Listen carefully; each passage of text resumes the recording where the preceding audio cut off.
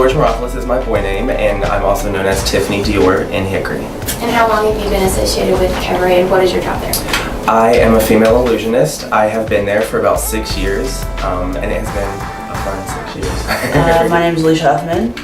I am associated with, because I have friends that are drag queens and they asked me to come one day to just like watch them perform.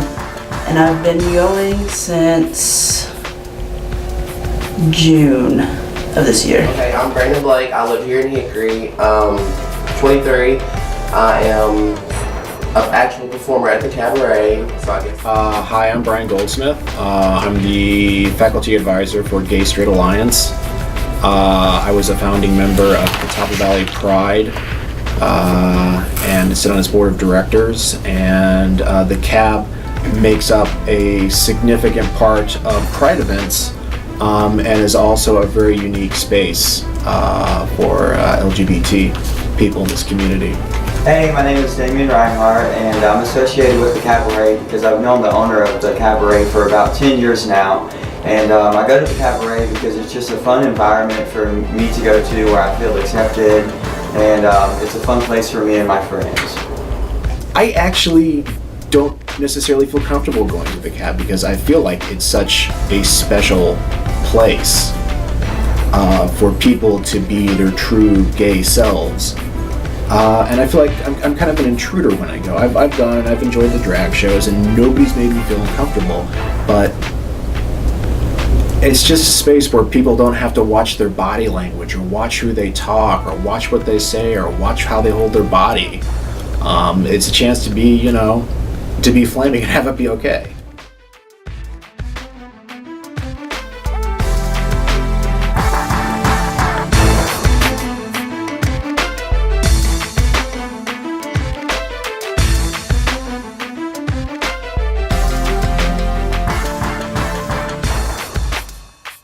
All the drama that goes on around the Cab. Imagine drag queens running. Every time I ever went into the Cabaret, I was like, oh my god, not what I expected. It was a lot of neon and flashing lights, and I felt like I was in the 80s. The owner of the Cab, Jeff, was the president of the first Pride. He organized it, and for about 2 years, all the Pride meetings were held at the Cab because it was a neutral space where gay people can meet and be who they are. I think that's so significant is the owner and how many establishments he has held since he's had that. He's had a successful bar for over 30 years. He's opened 5 other bars, which have been all over the state of North Carolina and South Carolina. He's been a business owner and never went under, and that's very good for today's time, for people not to go under with their business.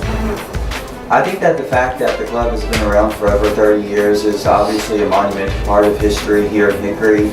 It's obviously been a sacred place where not only me and my friends and even my family have gone to, that people have been going there for over 30 years. I was there last Friday night, and there's people that were there from the beginning when it was still Treetops Cabaret. So it's a very tight-knit group of people.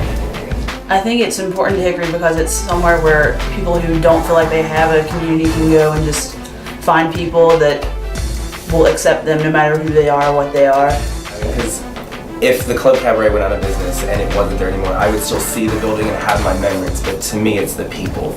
It wouldn't be the same just to go in there with nobody in there. Yeah. My experience with the Cab is a little more indirect.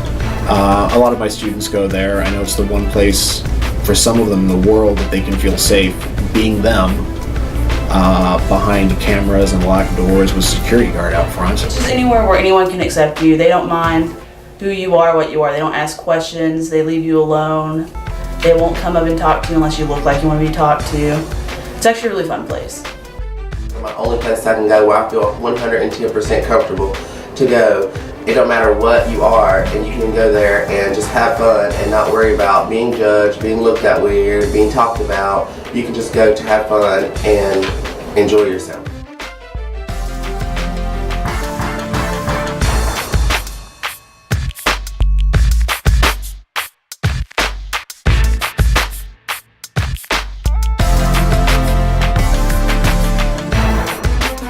every 2 or 3 years it's about ready to implode, and then people rally around it, and I don't know how, find a new manager, get it repainted, put it back together.